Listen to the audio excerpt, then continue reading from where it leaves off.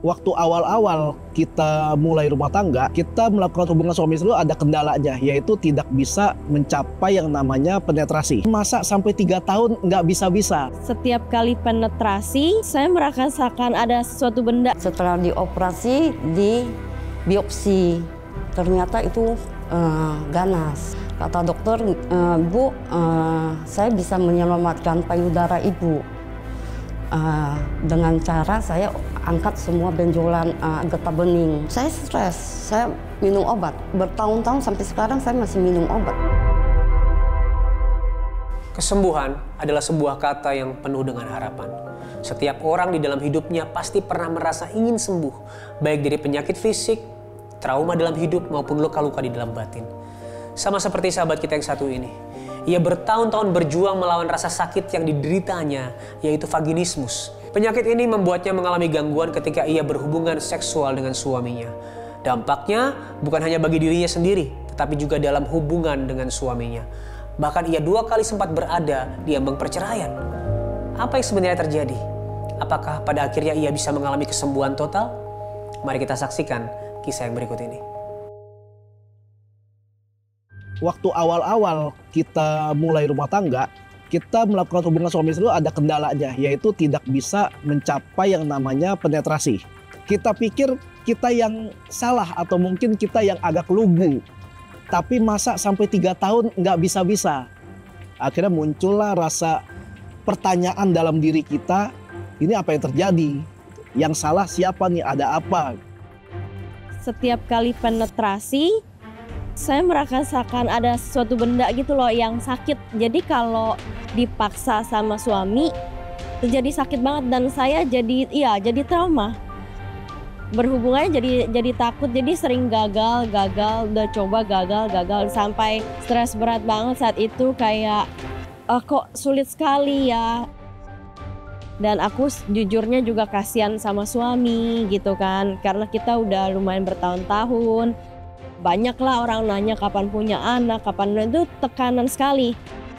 Kita berdua jadinya sering ribut, sering hal-hal sepele, jadi sering berantem gitu. Setiap kali mau berhubungan gagal lagi, kayak ya udah jadi ribut terus, nyerempet kemana-mana lah jadinya.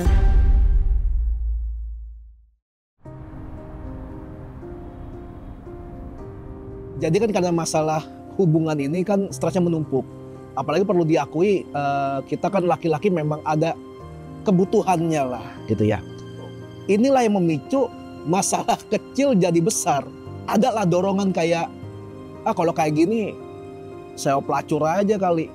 Atau enggak, saya temenan lah sama cewek lain gitu supaya bisa gitu. Kayak udah mulai ngelantur lah. Tapi semua itu karena dorongan emosi yang udah kacau. Dari nggak bisa berhubungan, lalu bawaannya ribut melulu di rumah, saling menaruh egonya masing-masing, semuanya pengen menang.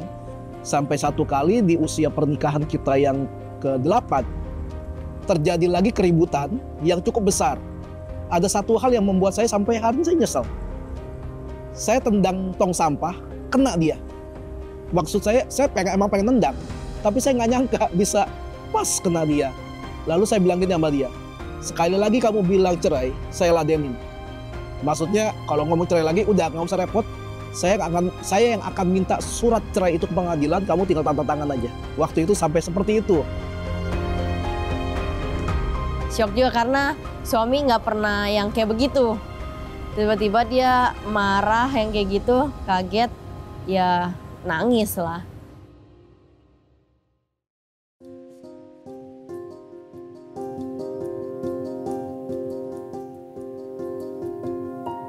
Setelah ribut besar itu, saya pilih untuk diam, lalu saya mengambil puasa.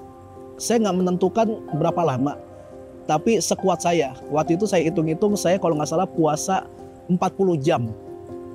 Nggak makan, saya minum aja. Saya ngambil puasa karena saya udah nggak tahu lagi mesti berbuat apa. 8 tahun menikah, ribut terus kayak seolah-olah buat apa ya? Katanya bukankah ikut Tuhan itu Tuhan akan memberikan jalan keluar dan cobaan-cobaan tidak melebihi kekuatan, tapi kok ini saya udah mau meladeni istri saya bercerai loh. Ini kan berarti udah di limit saya dong. Di otak saya begitu. Saya sudah bersumpah akan tetap setia, akan mengasihi istri saya dalam suka maupun duka, sehat ataupun sakit, kaya ataupun miskin. Kemarin itu saya ngomong atas dasar emosi. Saya tahu itu saya salah, tapi saya nggak tahu bagaimana saya bisa berrekonsiliasi lagi dengan istri saya. Saya minta pertolongan Tuhan waktu itu.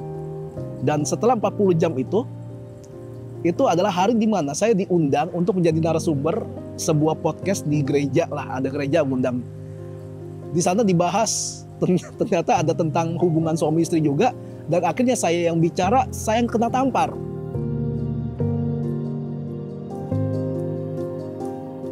Akhirnya waktu itu pas pulang saya langsung menghubungi dia. Kamu udah makan belum? Katanya belum. Ya sudah, saya beliin makan. Habis itu ngobrol. Saya minta maaf dan sebagainya. Lalu hari itu saya ambil keputusan gini. Saya udah gak mau ribut lagi. Saya mau terima lah, beginilah istri saya.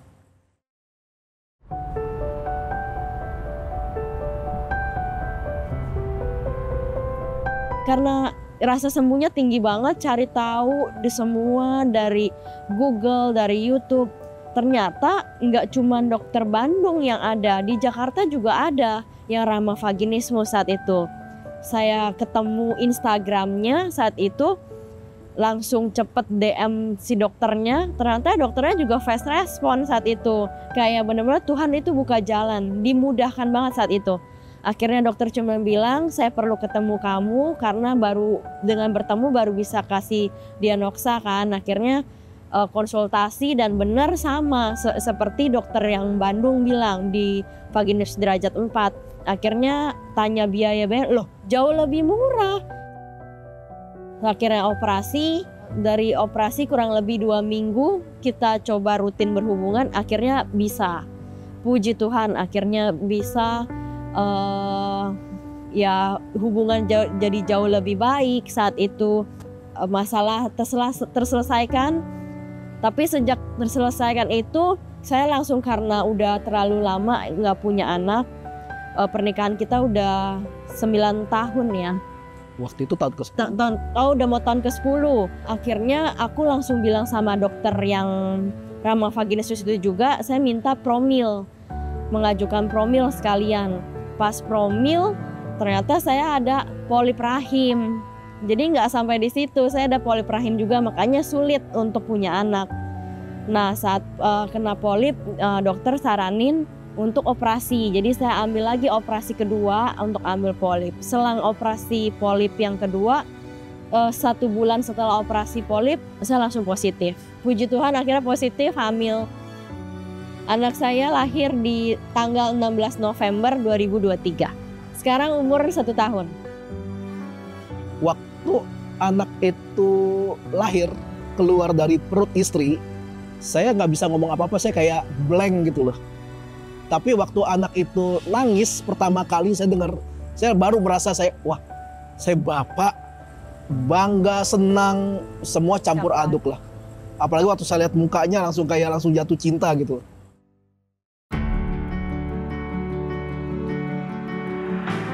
Kita nggak punya pilihan selain menghadapi masalah itu.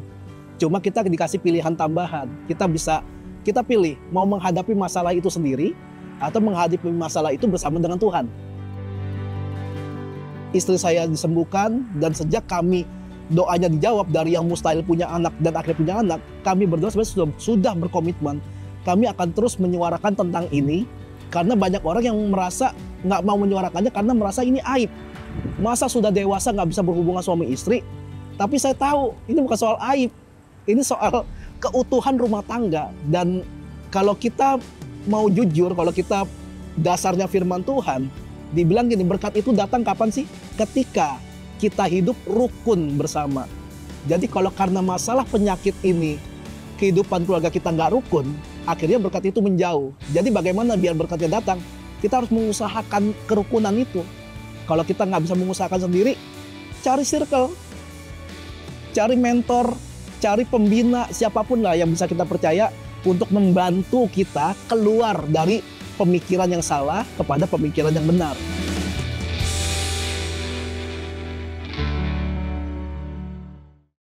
Dari kisah ini kita belajar bahwa kesembuhan bukan hanya perihal pulihnya fisik, tetapi juga pulihnya hati dan iman kita. Ketika kita berserah dan membuka hati untuk percaya, maka Tuhan selalu punya cara untuk memulihkan kita. Namun jika hari ini kamu sedang mengalami sakit, baik itu fisik maupun mental, pergumulan yang bertubi-tubi sehingga kamu tidak kuat untuk berjalan lagi, ingat kamu tidak perlu melewatinya sendirian. Kamu bisa menghubungi nomor yang ada di bawah ini. Ini adalah nomor layanan doa dan konseling Cahaya Bagi Negeri. Kami siap untuk mendengarkan cerita kamu dan mendukung kamu di dalam doa. Kamu tidak sendirian. Kami tunggu ya. Sahabat, setelah ini kita akan ngobrol dengan seorang ibu yang mengalami pergumulan yang datang bertubi-tubi dalam hidupnya. Kanker payudara, masalah dalam keluarga, bahkan nyawa anak yang hampir terenggut. Penasaran bagaimana ceritanya? Mari kita ngobrol dengan dia. Sahabat Solusi, sebentar lagi saya akan ngobrol dengan seorang ibu yang mengalami persoalan, tantangan bertubi-tubi dalam hidupnya. Tetapi melalui itu semua, kita bisa melihat penyertaan tangan Tuhan yang menolong dan menopang hidupnya. Jadi mari kita ngobrol bersama dengan Ibu Emi. Halo Ibu Emi, terima kasih sudah datang ke Solusi. Mau bercerita tentang kisah hidupnya. Saya berdoa bisa memberkati banyak sahabat Solusi. Nah, seperti yang saya sudah bilang tadi kan, Ibu Emi ini mengalami banyak sekali tantangan bertubi-tubi dalam hidup. Yang pada akhirnya bisa membuat kita melihat penyertaan Tuhan. Namun ternyata kehidupan iman Ibu Emi ini dimulai ketika remaja. Karena Ibu Emi tidak terlahir sebagai orang Kristen. Boleh ceritakan sedikit tentang itu, Ibu? Iya. Saya waktu remaja itu saya seperti mimpi didatangin Tuhan Yesus. Tapi Tuhan Yesus itu nggak di kayu salib. Dia turun, terus dia lagi nari-nari sambil tepuk tangan. Katanya datanglah padaku. Saya datanglah kepadaku, terus kamu itu siapa? Saya nggak kenal. Itu umur berapa, Ibu? Belasan tahun. Saya nggak kenal kamu itu siapa? Datang, saya ini jalan kehidupan kamu. Jalan kalau kamu mau masuk surga itu harus lewatin aku, katanya. Akulah yang namanya Yesus. Nah, sewaktu Ibu memutuskan untuk percaya pada Yesus Kristus, dari keluarga gimana, Bu? Dari keluarga mama saya sih nggak menghalangin. Yang penting kamu jalani dengan baik, kata mama saya. Jadi memang dari keluarga pun tidak melarang ya, bahkan menerima. Nah, setelah Ibu mengikut Tuhan, ternyata kan banyak orang berpikir mengikut Tuhan itu kan hidup jadi lebih mudah gitu. Tapi ternyata kan Ibu mengalami, ternyata tantangan tetap ada, masalah tetap ada. Bahkan Ibu mengalami sakit yang cukup berat. Kanker payudara, mohon maaf. Itu tahun berapa, Ibu? Kanker payudaranya. Kanker payudaranya baru tahun kemarin, Agustus. Waktu itu saya ke dokter bedah umum dulu. Saya ngomong, dok, ini kayaknya saya ngerabah, kayaknya ada benjolan. Terus langsung suruh saya USG. Setelah USG keluar, kata dokter, ini nggak perlu dioperasi pun nggak apa-apa, II. Dia panggil saya II. Karena ini jinak. Terus saya di situ langsung di kursi dokter itu, di hadapan dokter saya berdoa, Tuhan, ini mau operasi apa enggak? Kata Tuhan, operasi. Jadi saya saat itu saya ngomong sama dokter, operasi, kalau operasi bagaimana, dok? Kalau nggak operasi nggak apa-apa, II, kita observasi aja. Terus saya bilang, udah dok, saya dapat rema dari Tuhan, saya disuruh operasi. Ya udah operasi, saya disuruh tantangan, semua tantangan. Beberapa hari kemudian saya dioperasi. Setelah dioperasi, di biopsi, ternyata itu ganas. Padahal dokternya awal bilangnya jinak. Akhirnya ganas. Terus saya dirujuk ke dokter onkologi, bagian bedah tumor. Saya di situ ngomong sama dokter bilang ini rujukan dari dokter bedah umum ya. Iya dok, saya bilang, ibu saya bisa operasi lagi sekali. Dia operasi, saya mau lihat apakah masih ada benjolan apa enggak. Ya udah saya operasi, ternyata masih ada satu. Operasi, terus setelah operasi balik berapa hari itu kan kita kontrol. Kata dokter, Bu, saya bisa menyelamatkan payudara Ibu dengan cara saya angkat semua benjolan getah bening. Saya di situ berdoa lagi sama Tuhan. Tuhan, ini bagaimana Tuhan? Aku ini operasi udah 2 kali. Aku bilang, Tuhan bilang suruh tanya sama dokternya paling baik sama aman itu bagaimana. Saya tanya dokter, Dok, yang paling aman dan baik itu bagaimana? Kata dokter, paling aman dan baik itu diangkat semuanya. Ibu setuju diangkat? Saya berbicara sama Tuhan. Tuhan bilang ya udah diangkat kalau memang itu yang terbaik dan aman. Suster sampai bingung, Ibu nggak mau konsultasi dulu sama anak, sama suami. Saya bilang nggak usah sus, karena saya sudah punya jawaban. Maksudnya jawaban Tuhan sudah suruh saya angkat. Tapi waktu saya ngomong sama Tuhan, Tuhan kalau operasi saya nggak mau nyeri, nggak mau ngalamin nyeri Tuhan. Karena saya nggak kuat kalau nyeri Tuhan. Betul-betul saat pengangkat itu saya tidak ada alami nyeri sedikit pun. Sama sekali. Sama sekali. Saya di hari ini operasi, jam 6 sore saya operasi, saya keluar kamar operasi itu jam 9 malam. Besok siangnya saya sudah diizinkan pulang. Cuma 1 hari, di mana orang operasi besar itu harusnya 3-4 hari baru pulang, tapi saya sehari. Sampai rumah pun dokter kasih saya obat nyeri, saya sama sekali nggak minum. Dan tidak berasa sakit sama Tidak sekali? ada. Teman-teman yang sesama kanker nanya, Ibu ada nyeri? Tidak ada. Ibu kok hebat? Bukan saya hebat, Tuhan saya yang hebat. Wow.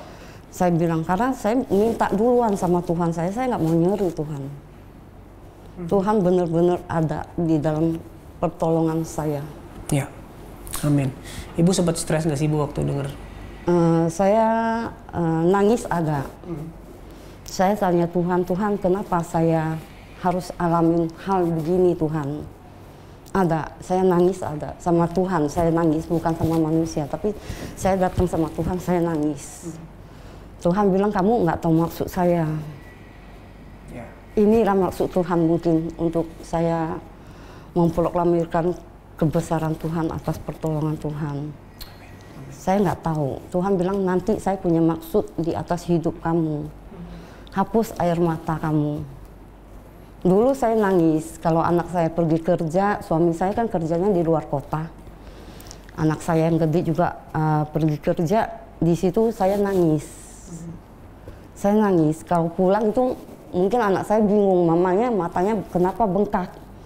Kalau orang lain nggak tahu itu mungkin berantem suami istri. Tapi saya nangis di bawah kaki Tuhan.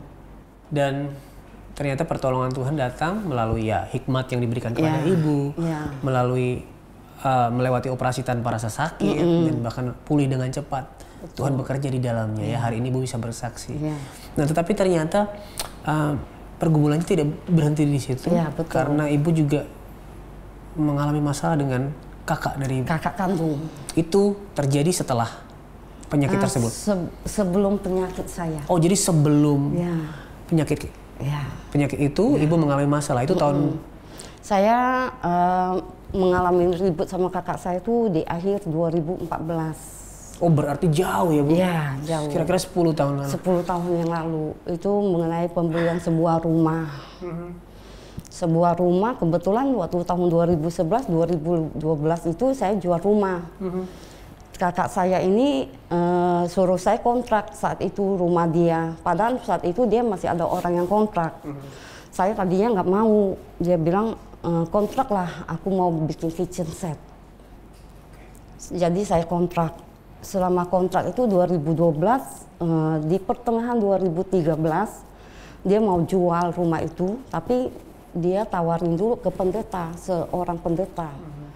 Pendeta itu sampai datang minta maaf sama saya. Ibu maaf ya, kita merepotkan. Oh nggak apa-apa Pak, saya juga nggak tahu saat itu mau dijual. Setelah nego, singkat cerita pendeta itu nggak jadi. Nggak jadi, saya disuruh pulang dulu ke Jambi karena papa saya suka sakit. Saya dapat seminggu di Jambi di bulan Oktober 2013. Terus habis itu mama saya yang meninggal 2013. Setelah itu saya pulang ke Jakarta. Di antara November itu dia tawarin saya beli rumah. kamu belilah. Kalau kamu beli, aku masih bisa main di sini. Oke. Terus kamu mau jual berapa sesuai pendeta itu yang mau katanya. Dia sebutkanlah satu angka gitu kan. Saya pikir ya itu kakak saya percaya aja kan. Ternyata pendeta itu bukan tawar segitu, di bawah. Di bawahnya. Di bawah. Ya udah saya bayar, tapi kamu bayar cash ya, dibilang gitu. Saya bayar cash, tapi saya bayar bertahap. Karena saya masih ada kontrak belum habis sampai 2014.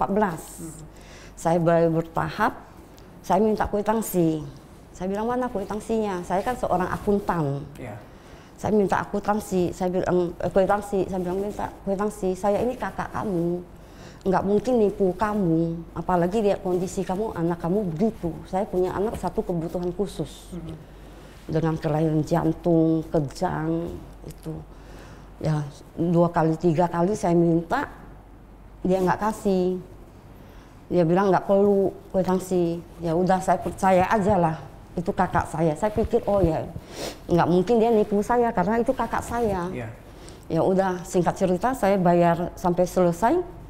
Saya minta AJB ke notaris dengan alasan dibilang ini harus tunggu PBB 2014. Agustus dia bilang. Saya tunggulah 2014 Agustus. Setelah itu, ayo kita AJB notaris, saya bilang gitu. Setelah itu, dia bilang saya belum ada duit untuk bayar pajak. Ya kan? Nah, disitulah saya udah mulai ada slack. Nah, singkat cerita 2016 itu saya bawa anak saya yang kecil ini pergi terapi sama sekolah. Tautannya pulang ini hubungan ini semua atap sudah hancur. Apa yang terjadi? Dibongkar. Oleh kakak dari ibu? Ya. Saya tanya tukang, Mas, ini siapa yang suruh? Itu kakak ibu yang di depan. Kakak ibu, ini rumah saya loh Mas, saya sudah beli. Dari 10 kali 10 dibelah jadi 2. Satu dia kontrakin ke orang, saya juga nggak tahu. Wow, oke. Akhir singkat cerita di 2000 berapa itu orang itu kontrak, di 2016 apa 2017 itu orang itu kontrak. Saya mau ngomong gimana gitu loh ya kan. Jadi sudah terlanjur orang tersebut deal gitu ya? Iya, deal sudah masuk. Nah, ketika terjadi itu ibu nggak protes ke kakak dari? Saya udah nggak teguran. Oh, jadi memang sudah nggak teguran. Nggak komunikasi sama sekali? Sama sekali. Jadi untuk protes pun ada rasa gimana enggan gitu ya? Tapi saya bikin surat. Oke. Saya nagih semuanya itu, saya ada bikin surat gitu. Saya cuma ngomong sama kakak saya almarhum nomor 2. Kakak saya udah jembatanin. Kembalikan kata kakak aku, kalau memang hak dia kembalikan. Terus di 2000 berapa itu kesaksiannya itu membuat 2 surat pernyataan bohong, diduga bohong. Surat pernyataan menguasai fisik sama tidak dalam perkara untuk bikin sertifikat. Begitu sertifikatnya keluar, dia laporin saya. Masuk perkarangan tanpa hak 167. Di 24 Agustus 2022 saya masuk perkarangan tanpa hak. Padahal saya di rumah situ sudah 2012. Udah 10 tahun itu Bu ya? Iya. Gimana saya? Akhirnya saya ngajuin saksi nggak bisa. Apa yang saya ngomong semuanya itu nggak bisa di semuanya. Akhirnya saya dijadikan tersangka, dikondisikan jadi tersangka. Wow, oke. Di tersangka saya ada kenalan satu tante yang masih kita hopen banget lah ya. Terus apa Tan? Kamu nggak bisa terima kayak gini. Kamu jadi tersangka nggak bisa. Kamu nggak salah. Saya gugat di pengadilan. Ya puji Tuhan, saya ngomong sama Tuhan dengan lutut saya ngomong sama Tuhan. Tuhan, saya mau gugat kakak saya. Tuhan cukupkan semua biaya. Tuhan, saya nggak punya apa-apa. Sertifikat saya nggak pegang. Kwitansi pun saya nggak ada Tuhan. Saya datang sama Tuhan. Kalau Tuhan izinkan saya gugat sama kakak saya percaya Tuhan tolong saya di pengadilan. Kita waktu saya gugat, kita kan nggak langsung sidang, kita dimediasikan dulu. kekeluargaan. Siapa tahu bisa selesai kekeluargaan. Ya, mana tahu ada jalan keluar. Kita tapi dia nggak mengakuin. Tidak terima uang saya 1 sen pun. Wow. Sampai majelis hakimnya bilang, ibu dua-duanya Kristiani. Dia langsung jawab, bukan, saya agama Buddha. Bapak hakim mediatornya bilang, ibu apalagi agama Buddha punya hukum karma. Ibu kalau ada terima, akuin lah, ada terima uang. Saya menangis lagi sama Tuhan. Tuhan, jamah kakak saya, ampunin kakak saya Tuhan. Tidak ada rasa benci sedikit pun saya sama kakak saya. Wow. Karena saya tahu dia belum di dalam Tuhan. Dia tidak tahu apa yang dia perbuat. Cuma rasa kecewa ada. Pasti. Ada. Ya, kita kembali ke persidangan tadi ya. Ibu sudah menang di 2 tempat dan sedang menunggu berikutnya ya, langkah berikutnya. Secara hukum itu kan sudah punya saya, walaupun belum inkrah. Di PN, di PT aku sudah menang. Saya stres, saya minum obat. Bertahun-tahun sampai sekarang saya masih minum obat tidur. Masih Bu ya? Masih. Kalau saya nggak bisa tidur, saya tidur tadi malam jam 11 saya pujian, sembah, jam 12 saya berdoa, saya langsung baca firman, saya nggak bisa tidur, jam 2 lewat saya baru bisa tidur. Karena masih ada bergejolak hati ini. Masih ada kecemasan itu Bu ya? Ya, kecemasan ada, kekecewaan itu masih ada. Kekecewaan itu ke aku, terus saya disuruh baca 1 Petrus pasal 2 ayat 6. Itu Tuhan bilang, bagi orang yang percaya kepada Dia itu tidak akan dipermalukan. Di situ aku semakin bersandar sama Tuhan. Jadi Ibu melihat bahwa apa yang Ibu harus lewati ini mendatangkan kebaikan, yaitu Ibu jadi semakin percaya dan bersandar kepada Tuhan, sadar kalau nggak ada Tuhan Ibu nggak bisa. Iya. Wow. Terima kasih Bu. Aku nggak mampu. Ya.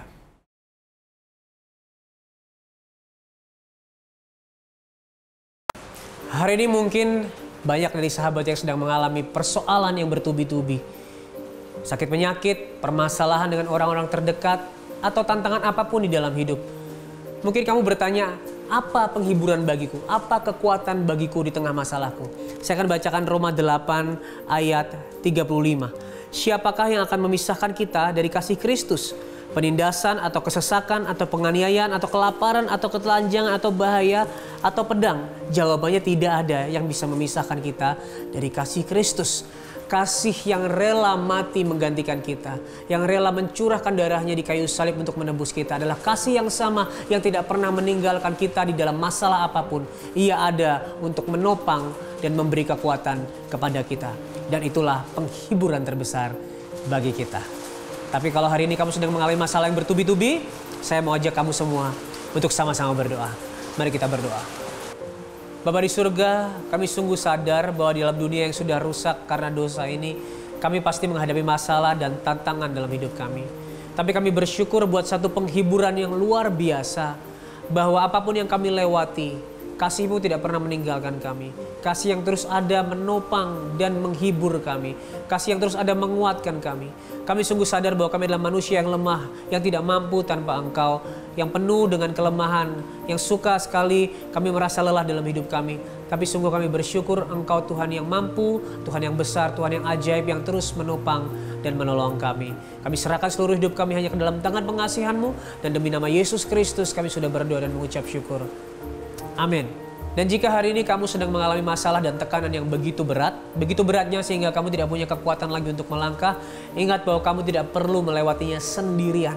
Kamu bisa menghubungi nomor yang ada di bawah ini. Ini adalah nomor layanan doa dan konseling Cahaya Bagi Negeri. Ada kami yang siap untuk mendengarkan cerita kamu dan berjalan bersama kamu, mendukung kamu di dalam doa. Jangan ragu untuk menghubungi kami tunggu ya. Kalau kamu diberkati dengan acara ini, jangan biarkan berkatnya berhenti di kamu. Kamu bisa menolong kami lebih banyak lagi menjangkau banyak orang yang membutuhkan kasih dan pengharapan dari Tuhan dengan cara scan QR Code yang ada di layar kamu.